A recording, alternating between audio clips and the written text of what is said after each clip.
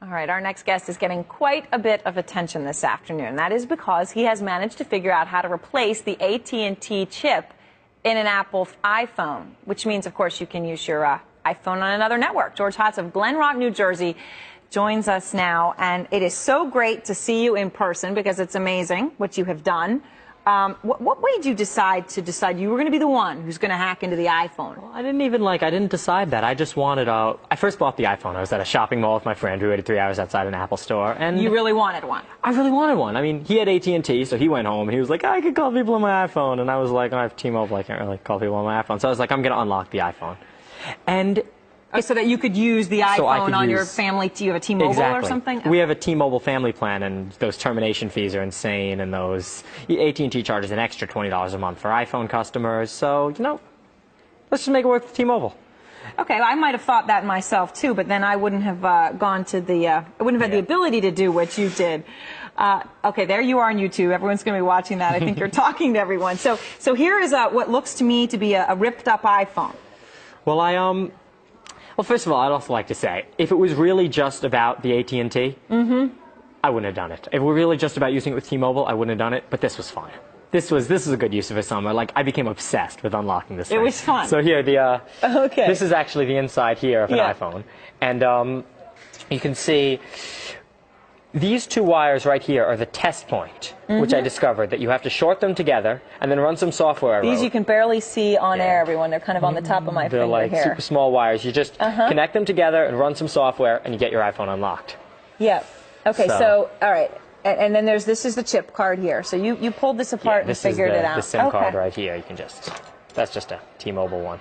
Okay, so here's the thing. Today, we've got Apple shares up, and I think you're saying you might be the reason, 2.5%.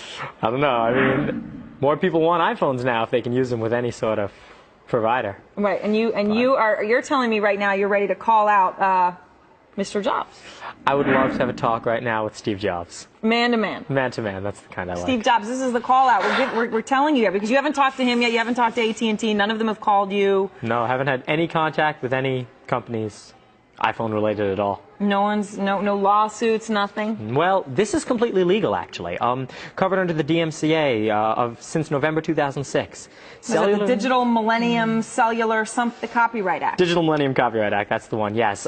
Cellular telephone unlocking and the reverse engineering required to do the cellular telephone unlocking is completely legal.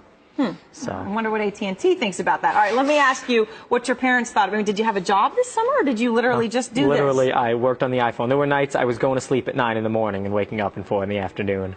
Just to do this?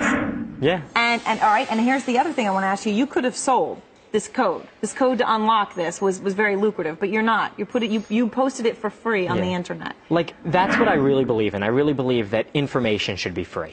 And I tried to make the method as simple as possible for everyone to follow. I mean, the only way, I'm never going to even unlock iPhones for people. I put this world's second unlocked iPhone here on eBay. There's only two. This one's on eBay. And this is the first one, which I keep in my pocket, and this is the second one. And other than that, I have no plans of making any money off of this, and if I find an easier way to unlock the iPhone, I'll post it on my blog. And are you headed to college? I'm headed to RIT tomorrow, actually, so. Tomorrow. Well, I guess this is a fun end to your summer vacation.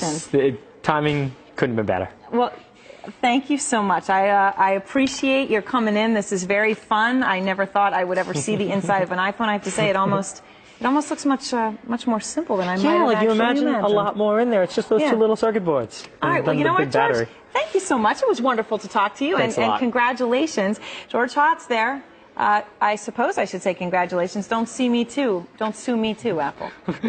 Mr. Jobs. John Dvorak is a columnist with Market Watch. CNBC Silicon Valley Bureau Chief Jim Goldman is here as well to talk about it. All right, so guys, I have to say, I'm pretty speechless here. Well, yeah, I mean, you look at what George has been able to do, and this is pretty impressive stuff. It said, he has said it took him better than 500 hours to do the deed, if you will, and Yeah, this is a little unnerving for Apple, and I got to tell you also that if you read the blogs and if you see what's been going on the internet, a lot of people have been trying this. A lot of companies are out there trying to come up with aftermarket kits that allow you to do exactly what young George has been successful in, and if that's the case, this becomes a much bigger problem for Apple. But if it's just George out there with this neat little solution, this may not be as easy as people might think, and you may run the risk of ruining that new $500 investment. All right, so John Dvorak, here's the thing. George is still here, but he, I believe, now I'm paraphrasing here, so he can jump in if I'm wrong. I think he said he could do this in about an hour, although it might take some folks like you 12 hours.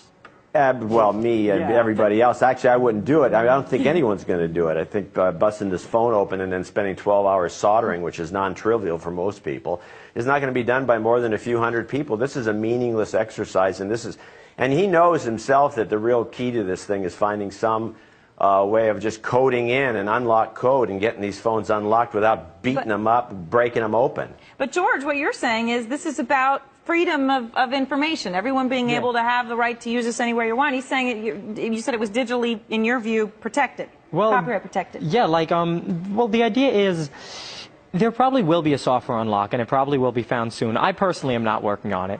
This is rather difficult, but the instructions are there, and if you have the time and patience, you can do this. And yeah, but Aaron, if you also listen, if you listen to what George is saying, and I think this is, this is a really intriguing kind of story. But as far as financial, what the impact is for Apple and indeed the cell phone industry, I don't think it's going to be massive. This is, again, it's hardware and software, and a lot of people aren't going to bother spending this kind of time. You're not going to see tens of thousands of people buying the iPhone. Now they can use it on the T-Mobile network. I think this is fun. I think this is, just goes to show you what an intelligent kid with a lot of time on his hands is truly capable of. More power to you, George. I think you did great. Thanks a lot. I congratulate you too, George, but you know as well as I do that we're looking for something that's a little easier. Yeah, no, I understand that a lot of people won't be able to so when you come up with method, that, I'm sure there's a lot of venture capitalists out here in the Silicon Valley who would love to talk to you. So you come up with a neat little software kit. He's just going to college tomorrow, right? Fix. Maybe you really will follow in the footsteps of Steve Jobs. Whatever happens, happens. And don't expect a